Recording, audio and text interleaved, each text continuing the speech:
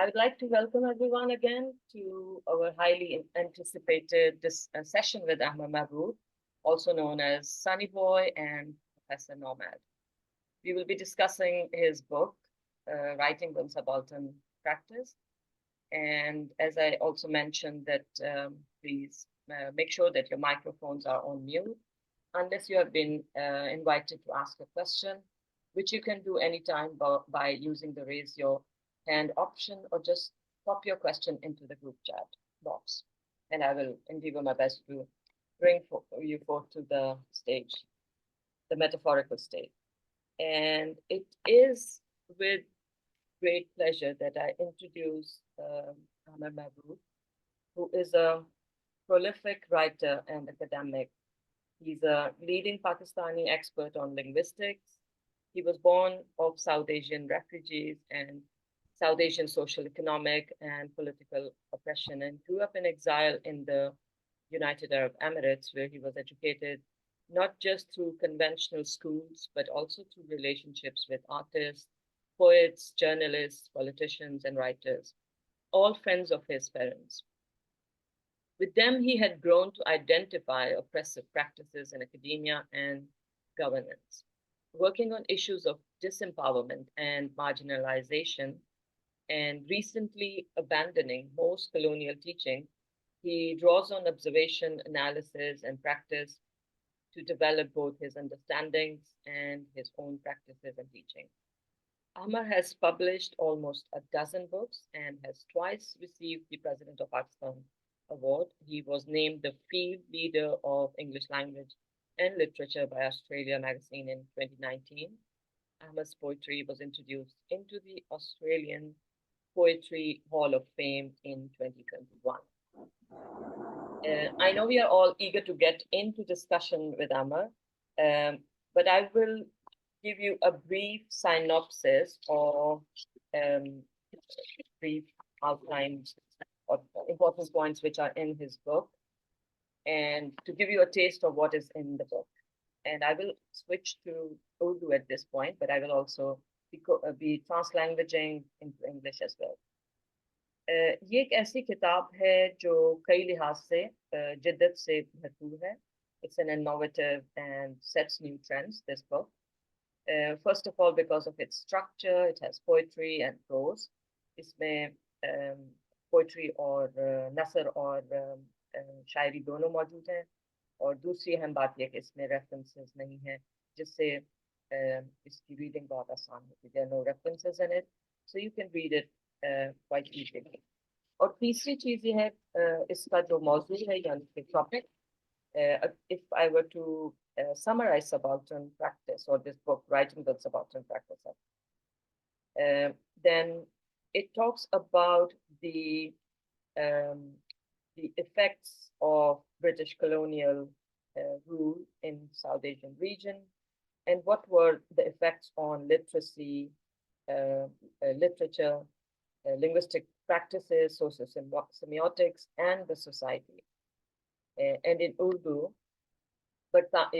इस किताब में बरतानवी साम्राज्य राज यानी कि ब्रिटिश राज के तशद्दुद और जुल्म सितम के असर जो मुकामी बाशिंदों, मुकामी कवामी तालीम, linguistic practices, समाज और मुआशरे पर जो असरात हुए, इसमें उनका जिक्र है.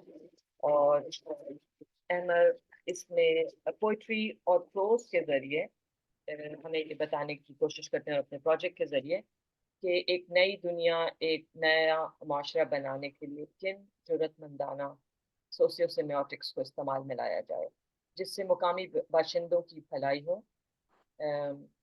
So in this book, Ahmed talks about how to create a new society, a new world. He calls it naya, a naya dunya, a naya world, and what kind of bold practices can one try to create, socio-semiotic practices which are beneficial for the indigenous communities.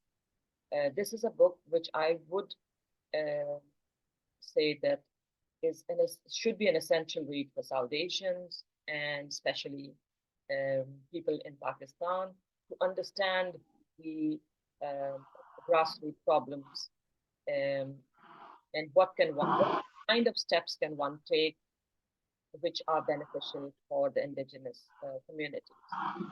And how can we undo the colonial linguistics and policy?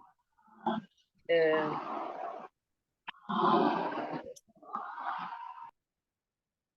please keep your microphones turned off. And thank you, Ahmar, for gracing us with your presence. I've got a set of questions and which I'm going to ask, but you're all welcome to ask, as I said in the introduction. Please write your questions in the chat box. Hassan, can you please keep your microphone? Thank you. So let's ease ourselves into understanding what writings on subaltern practice is, directly from the writer himself. So Ahmar, I was wondering if you would allow us to get some insights by sharing with us what led you to writing this book. आपने ये किताब क्यों लिखी और इस किताब का पस मंजर क्या है?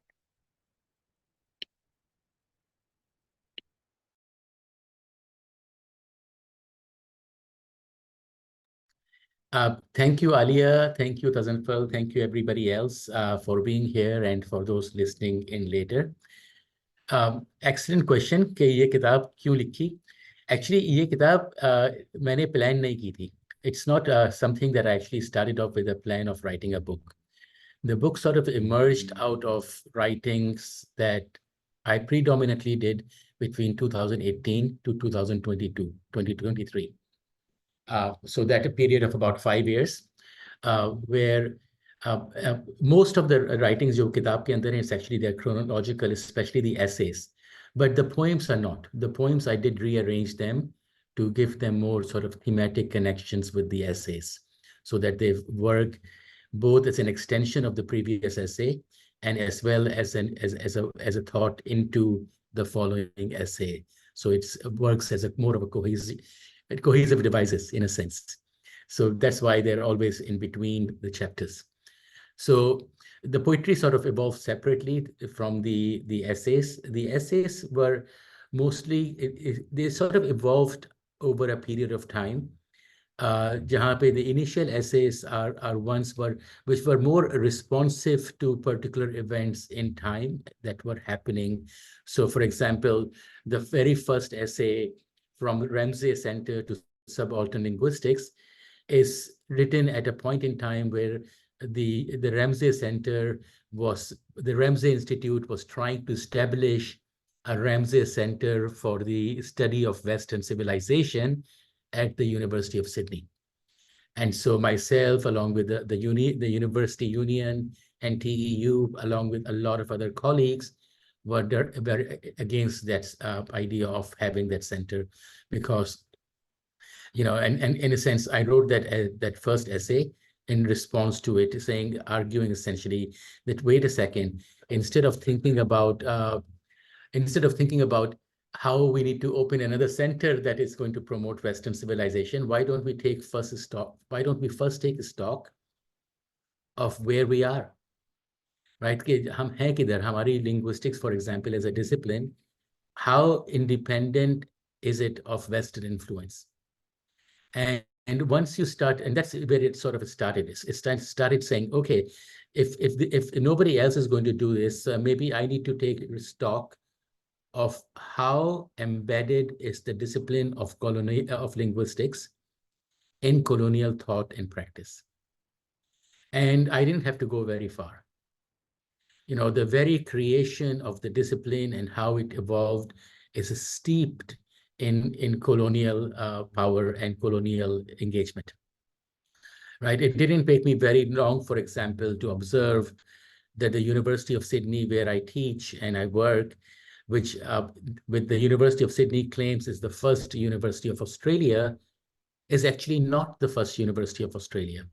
And that is simply because Australia did not exist at the time when the University of Sydney was established. So this University of Sydney was established in the mid-19th century, so 1850s, and Australia came into being in 1901. So Australia didn't exist at the time when the University of Sydney was established. So then the question becomes, who then are the people who established the University of Sydney? Well, the University of Sydney was established by the occupiers, the early occupiers. Their goal, obviously, was not to educate the native Australians, because when the native Australians didn't need any education. It was the purpose of the University of Sydney was to enable occupation and to enhance the efficiency of the occupying forces. That is why this university was created. Now, if that is never acknowledged, and if the university does not go through a truth and reconciliation process, where there is truth-telling, acceptance of what went wrong and what was done wrong, and taking steps to create remedy for what was done wrong. Once that's done, we can move forward. But at this stage, the University of Sydney, along with most Western universities around the world, and their proxies in the rest of the world, have not actually come to terms with their colonial legacies in their disciplines, in the very ways in which we construct knowledge, in the ways that we create different disciplines, in the ways that we create different departments within an institution, right? All of these are essentially modeled on colonial institutions. The reason we have a Department of Linguistics is because there are Department of Linguistics in the West. That is why we have a Department of Cultural Studies. That's why we have departments of economics. That's why we have departments of every discipline. That is why we divide the disciplines into particular schools and the faculties, which is also mirrored on our colonial masters. So in the context, when all of our knowledge production is modeled on colonial approaches, then essentially all our ways of creating knowledge and educating our own are sabotaged. They're compromised.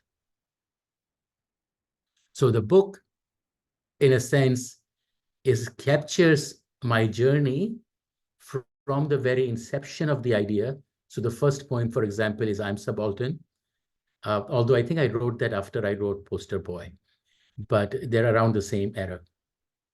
And so from Ramsey Center, Poster Boy, Introduction to Subaltern Linguistics, they're all the inceptions of the work, in a sense, of where I start to recognize my own positionality, recognize the work I've been doing, accepting responsibility for it, and then taking on the responsibility of trying to create alternatives. So the book, in a sense, goes through that journey. And as we progress through the readings, the chapters, and the poems, we'll see a gradual shift and development of key ideas that move towards the end of the book, where I talk about regaining balance. So the multiple chapters on regaining balance are foundational in ways in which we need to rethink knowledge making, in which we need to abandon the use of ranking that is based on colonial categories and ideas. We need to rethink and reinvent what we need to do within academia. Right. So those are all things that are, in a sense, the book is sort of tries to set up. Now, as I said, the book, I mean, I hope I'm not sort of jumping into and talking about your next questions as well. Magar, if we think about it, in a sense, the book captures the initial work that I did, including work I did with the students, with colleagues in different parts of the world to create different ways of doing subaltern practice, sort of experimenting with all of it. But in a sense, it's the first of a series of books. So currently, I'm working on another text. It's actually a textbook. It's called Subaltern Linguistics in Practice, why, what, and how. So which is in a sense going to take a lot of stuff that's in the current book, but then take it into a very practical orientation. And instead of thinking about issues theoretically and philosophically, it is more a discussion and description and a step-by-step approach to how to create subaltern projects, how to create credible projects. What do you need to do? What's a step one? What's a step two? How do you do it yourself? How do you train other people to do it? How have other students and people done these? So showing a lot of examples, demonstrating it through examples. So that's a book I'm actually working on right now with my colleagues. So hopefully that will be published by next year, by sometime next year. It's in some ways, it's an extension and upgrade to the book that's already available on my academia site. It's called Subaltern Practice, a Practical Guide, which is also sort of written as a textbook, and is a precursor to what we're doing for Routledge at the moment. So yeah, just that's a long answer to your short question. So that's where sort of the book is coming from, and it's also where it's going to. So it's a wonderful answer to my question, and it has actually kind of led to many divergences from my actual plan, if you allow me. I mean, you said we have constructed knowledge and modeled it on colonial legacy, as we know. But sometimes we forget about this, कि जो हमारा तालीमी निज़ाम है दुनिया भर में, वो मगरबी और colonial linguistics जो उसको प्रैक्टिस हुई थी, उन पे उनकी बेसिस है। आपने पोस्टर बॉय का भी जिक्र किया, आपने रैंकिंग का भी जिक्र किया. So I would like to say that we are all aspiring to become the metaphorical poster boy or a poster girl in academia and generally in our life. And I wouldn't say post-colonial, but after colonization. And those poster boys and girls that we aspire to become, उसमें ranking और publications और वो सब जो दौर वो है वो उसमें शामिल है. आपकी जो ये पोस्टर बॉय पोएम है उसमें आप कह रहे हैं stop Ahmar, stop. I'm going to read this because I think it's very powerful and connects to what you just said. What are you doing? What have you become? Remember your roots, remember your people, and remember your goals. And I guess this poetry kind of captures even more than if it was like written in an academic genre, which also makes me think about what kind of like your journey in the field of linguistics, your professional experiences, what are those which have led to, you have partially responded to it, but specifically within linguistics. जैसे linguistics की इब्तिदा हुई और आपने अपनी book में भी modern linguistics को आपने critique भी की हुई है, और तो उससे आप उसके बारे में कुछ बताएंगे कि इसका आपके जो प्रोफेशनल एक्सपीरियंसेस हैं उनसे इनका क्या ताल्लुक है, और ये किताब जो है what kind of audience is this book written for?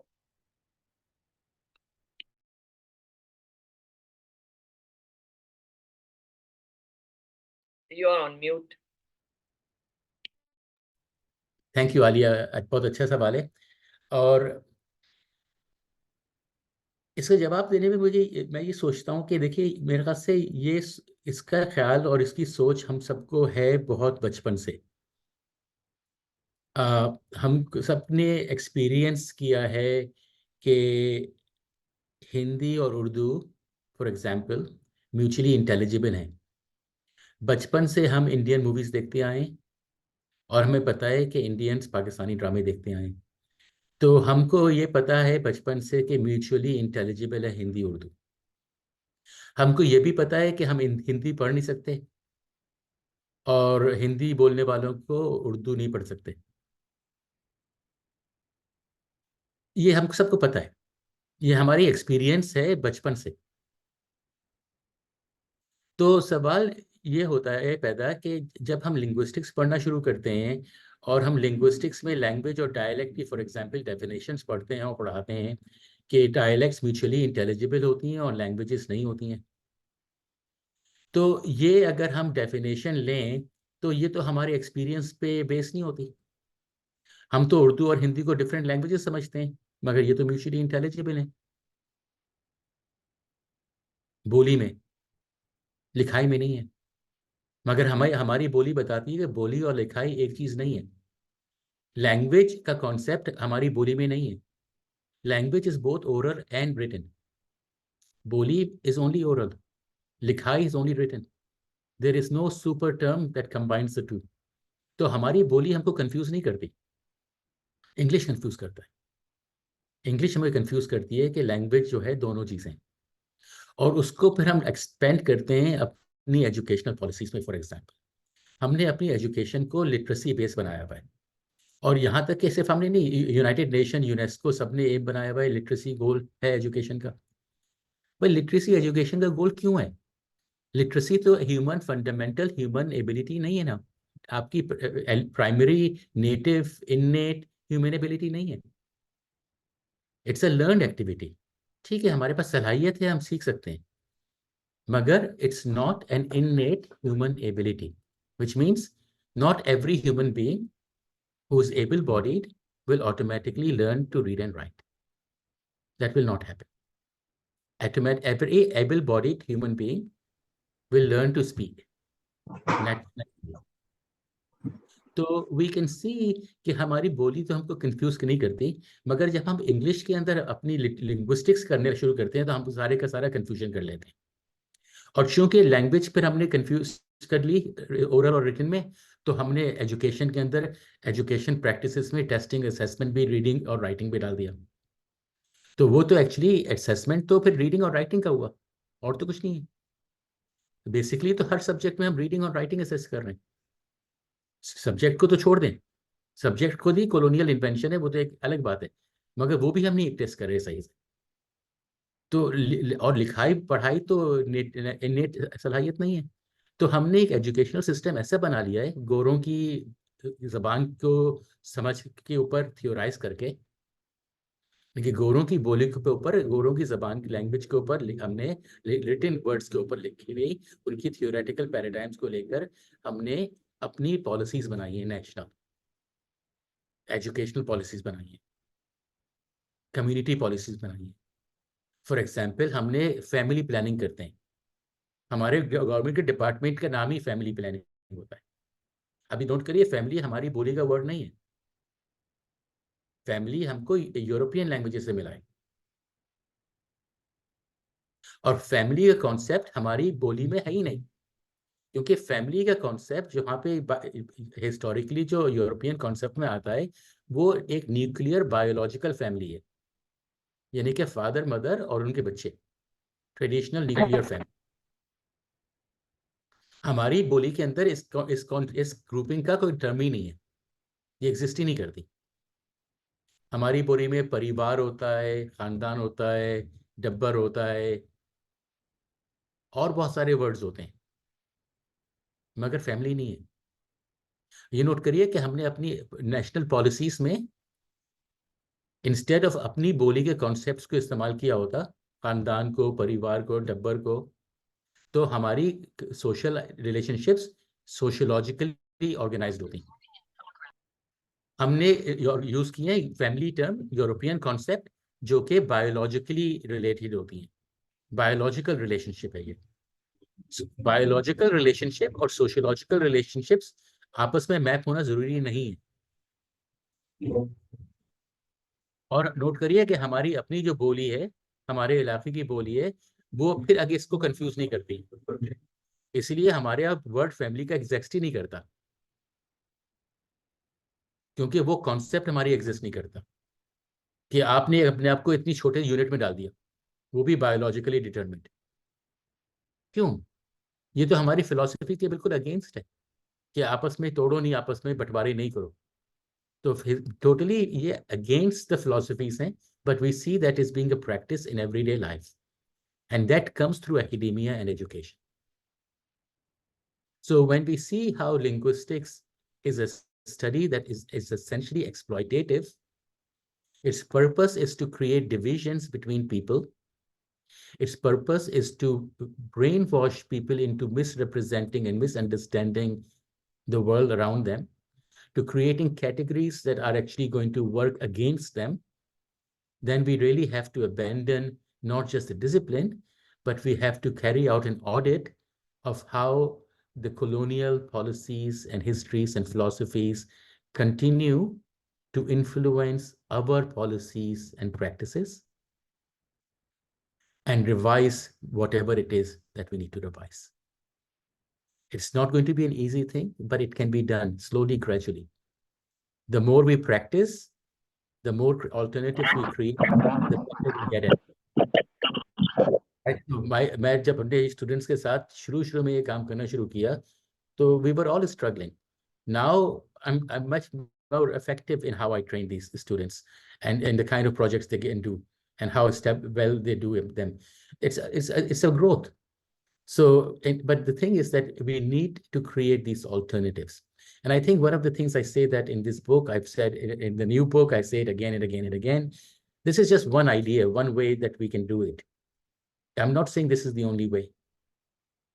The key point that I keep making, though, is that whatever approaches we take in order to create harmonization and prosperity within our own communities, as long as we do them with imandari and with saaf niyat or imandari, then we will all be contributing towards the same goals. So it isn't what we do, it isn't how, but it is rather that we are all united by the niyat. And if the niyat is unified, then all the variations and deviations that people have in their practices don't matter. This is something that is very important for us to realize, and something that we used to have and we have lost. And we have lost it because of the influence of colonization. We need to regain it, regain the understanding and the respect for multiplicity, for diversity. So a lot of, for example, the book is based on observation. A lot of that observation is observation of Mother Earth, of nature, right? So for example, spending time in the Daintree forest up in far north Queensland, which is, after Amazon, it's the second oldest continuous living forest in the world. So it's been around since before the dinosaurs. And spending time in that forest, living there, one of the things that you realize very quickly is the immense diversity, the strength, the reason that the forest has continued to thrive over millennia and continues to thrive is because of its diversity. As opposed to that particular forest, if we look at forests that are more monocultural or mono species, they tend not to be able to survive for that long. In fact, that's part of the problem with modern agriculture. The monocropping of land reduces the ability of the land to give us more food. It actually impacts it. Diversity of life in life strengthens everything. This was part of the practice of the people of our lands. That is why we were able to have so much diversity, and that diversity existed until the European contact. So the so-called Mughals hadn't destroyed it. It was all destroyed after the contact with the Europeans, which implies then that we had very good ways of engaging and respecting diversity, which is something we don't see very often in practice in the colonized world today. We see a lack of tolerance, a lack of plurality. We are very much hegemonic in how we see things and how we want them to function. Those things are things that have been ingrained into us through academia and education and research, including the very kind of research we do. That is why one of the questions I ask is in the book is how come we are all producing so much more knowledge that we did before than before? How much we have so much more knowledge than we had before, and yet the world is arguably and in experience a worse off place. There is more violence, more destruction of habitat, more destruction of life forms, more destruction of humans. So how is it that on the one hand, we can say that we are increasing knowledge, and on the other hand, the world is slowly falling apart? So when you start observing these differences between what is projected or what is taught or learned in schools and educations and what is actually experienced in life, then you realize there's a gap between the two. And it isn't your experience that's wrong. It's what's in the books that's wrong. And once you realize that it's in the books is wrong, then you have to abandon those books. Which means for us, going back to ground zero and rebuilding everything. Rethinking, for example, some fundamental questions. बहुत मुश्किल सवाल है, मैं बहुत दफा लोगों से पूछता हूँ और इसका जवाब मुझे कभी नहीं मिलता. मैं आज फिर पूछूंगा. आप ये बताइए कि एक तरफ तो मुसलमान पूरी दुनिया को में ट्रैवल करते थे. दुनिया के जो पहले मैप्स बनाए हैं जिसमें रिप्रेजेंटेशन ऑस्ट्रेलिया का भी है और अमेरिका का भी है, वो मुसलमानों ने बनाए हैं. यानी कि मुसलमानों के तजारती और एक्सप्लोरर्स थे, उन्होंने ये सारी जगहें जाके देखी थी, उन्हें पता था कहाँ है. तो अगर वो सी ट्रैवल इतने दूर कर सकते थे, तो सी ट्रैवल के लिए तो आपको ऐसा कैलेंडर चाहिए कि जिसमें आपके हाई प्रेडिक्टेबिलिटी हो मौसम की. क्योंकि अगर आप मानसून में चले गए गलत इलाके में तो आपकी तो बोट तबाह हो जाएगी. तो ऑब्जर्वेशन एक तरफ हमको ये बताती है कि मुसलमान हर जगह ट्रैवल करते थे, उन्होंने मैप्स बनाए. उस ट्रैवल करने के लिए ये बिल्कुल रिक्वायरमेंट है कि आपका कैलेंडर जो है निहायत एक्यूरेट हो, क्योंकि वो अगर एक्यूरेसी आपके कैलेंडर में नहीं है तो आप इस तरह की तिजारत नहीं कर सकते. तो ये तो फैक्ट्स हैं जिनको हम डिनाई नहीं कर सकते, क्योंकि ये हिस्टोरिकली बिल्कुल फैक्चुअल बातें हैं. मगर उसके साथ साथ एक और मसला भी आता है. हम जो आज कैलेंडर इस्तेमाल कर रहे हैं मुसलमान लोग, उस कैलेंडर में कोई रिलेशनशिप मौसम से नहीं है. कोई मौसम से जोड़ नहीं है कैलेंडर का. अब ये बताइए कि ऐसा कैलेंडर जिसके मौसम से जोड़ नहीं हो, वो कैसे लोग मुसलमान तिजारत के लिए इस्तेमाल कर रहे थे? अब यहाँ पे कॉन्ट्रडिक्शंस आ गए ना. एक तरफ तो एक ऑब्जर्वेशन है, एक फैक्चुअल हिस्ट्री है, दूसरी तरफ एक हमारा एक्सपीरियंस है जो हमको कुछ और बता रहे हैं. ये फिर कॉन्ट्रडिक्शन आ गए. जब ये सारे कॉन्ट्रडिक्शंस हम ऑब्जर्व करें तो we have to try to resolve these contradictions. और इन कॉन्ट्रडिक्शंस को रिजॉल्व करने के लिए हम किताबी नॉलेज पे नहीं जा सकते, क्योंकि किताबी नॉलेज तो गलत है. गोरों ने हमें प्रिंटिंग प्रेस दिया है, हमारी सारी इनिशियल किताबें सारी गोरों ने छापी हैं. तो हमको सोचना पड़ेगा जियोग्राफिकली. हमको ये सोचना पड़ेगा कैसे हो सकता है हिस्टोरिकली. तो अगर हम इस पर रिसर्च करें तो हमको ये पता चलेगा. उमर खयाम, जिनको आप जानते होंगे, उमर खयाम को, उमर खयाम और उनके जो साथी थे 11वीं सदी में उन्होंने एक कैलेंडर बनाया था जिसका नाम था जलाली कैलेंडर या शमशी कैलेंडर. शम्स सूरज. आप इसको सर्च कर लीजिए खुद ही, शमशी कैलेंडर और जलाली कैलेंडर. इसमें हिजरा का मसला नहीं है, क्योंकि हिजरा तो हिजरी तो आप काउंट शुरू करते हैं, उसको शुरू करते हैं जहाँ से काउंट करते हैं, जिस टाइम से काउंट शुरू किया आपने, वो तो एक अलग चीज़ है. इंटरनली आप कैलेंडर को कैसे कैलकुलेट करते हैं, मंथ्स को और ईयर्स को और वीक्स को और डेज को, वो अलग चीज़ है. आप नोट करिए कि दुनिया में कोई मखलूक नहीं है, ना कोई इंसान ना कोई और मखलूक सिवाय मुसलमानों के, जिनके कैलेंडर में मौसम से कोई जोड़ ना हो. कोई ऐसा नहीं है. हिंदुओं का कैलेंडर भी ऐसा नहीं है, यहूदियों का कैलेंडर भी ऐसा नहीं है. किसी का कैलेंडर ऐसा नहीं है जिसमें सीजन्स किया कैलेंडर से जोड़ नहीं है, सिवाय इसके मुसलमानों का. ये जब कॉन्ट्रडिक्शंस बार बार आते हैं तो समझ में नहीं आते हुआ क्या। एक तरफ तो हमें पता है शमसी कैलेंडर और जलाली कैलेंडर उमर कय्याम ने बनाया था, वो हमें पता है कि तल्जुक सल्तनत ने उसे ऑफिशियली मुसलमानों का कैलेंडर मान लिया था हिजरी के साथ। हिजरी फिर भी थी, मगर कैलकुलेशन कैलेंडर का सोलर था, और उस सोलर कैलेंडर की एक्यूरेसी ग्रेगोरियन कैलेंडर से ज्यादा थी।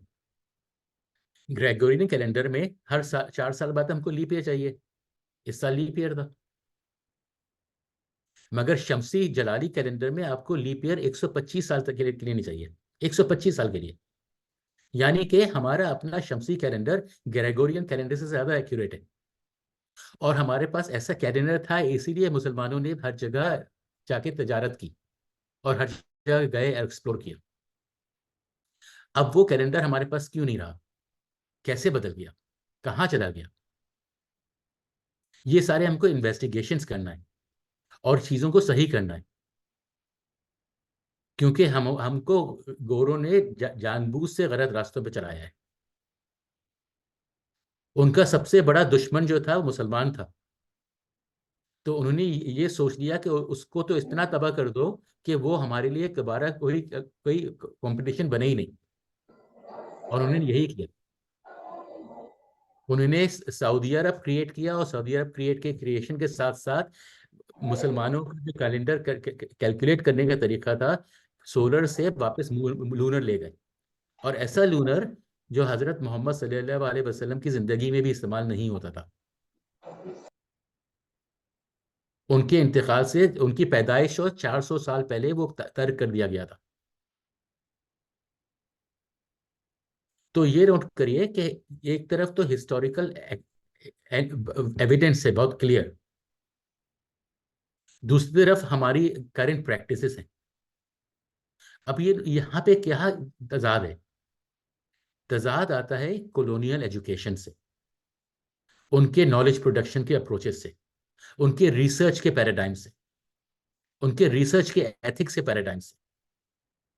तो क्वेश्चन इज नॉट कि एथिक्स के लोगों ने आपकी एथिक्सल अप्रूवल दी है रिसर्च की नहीं। क्वेश्चन ये कि आपका discipline itself is it ethical. So linguistics में इट्स नॉट अ क्वेश्चन कि आपने पार्टिसिपेंट से you have got in the consent और not. The question is that whole discipline of linguistics is unethical. The very idea of collecting data about language and documenting language as an entity is unethical. तो ये तो ethic ये तो सोचते नहीं है इस तरह की चीजों को, ये तो छोटी छोटी चीजों में इधर उधर लगा देते हैं। तो this we have to understand how the colonials operate. They use a multiple set of paradigms and approaches to constantly manipulate our ways of thinking. जहां when it's convenient to them, things that are biologically related becomes sociological. Other places, sociological relationships are pushed into biological relationships. They go it both ways. At some places, instance, for example, material objects, material aspects are limited, are finite. The number of trees on earth, which might be very large, might still is finite. They ignore it. They don't even define plants in the same category of life as humans. Notice the distinction that between plants and animals comes to us through English, education in English, through science. The very distinctions that we make and the ways that we categorize the world around us is shaped in the conceptual categories of European languages, and in particular of the English language. And because those are the conceptual categories that we use to see the world and understand it, we are always confused and we can never get ahead because we don't use our own conceptual categories, because we don't recognize them anymore. They've been taken away from it. So, as you probably already know, one of the key processes of colonization is to first dispossess a particular group of people. When you dispossess them of what they have, you can replace it with what you want to give them. You have now made them dependent on you. So this is what the Europeans colonizers did to us. They dispossessed us of our land. They dispossessed us of our knowledge. They dispossessed us of our heritage. They dispossessed us of our language. They dispossessed us from our cultural practices. And they replaced all of these through shit that they push through educational structures, through our schools and colleges and universities. It's stuff that has no authentic, evidential reality. And yet they create absolute concepts for us, through which we define our lives, through which we create categories and often then fall into the trap of being part of a category and hence become part of the conflicts that we experience in everyday life. So for a place like Pakistan, it's crucial, right? It's absolutely crucial for us to redo and rethink our education. Right? Earlier, you mentioned something earlier about naya, right? That is it, right? New. We have to create our own alternatives.